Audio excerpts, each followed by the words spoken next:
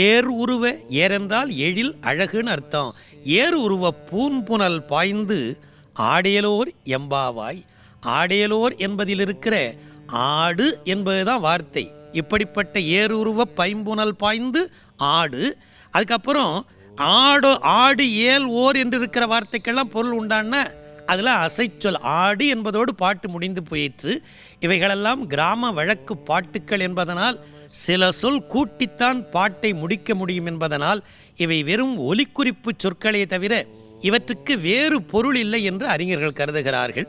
அப்படியில்லாமல் பாய்ந்து ஆடேலோர் எம்பாவாய் என்பதை ஆடு ஏல் ஓர் என்பதை ஏல் என்பதை நான் சொன்ன வார்த்தைகளை ஏற்றுக்கொள், ஓர் என்பதை அவற்றை நீ ஆராய்ந்து பார் என்று ஆள் ஓர் என்பதற்கு பொருள் சொல்லுவதெல்லாம் நம்முடைய கற்பனையே தவிர அவை பாடல்களிலே காணப்படுகிற மெய்மை அல்ல என்று அறிஞர் உலகம் எடுத்து காட்டுகிறது.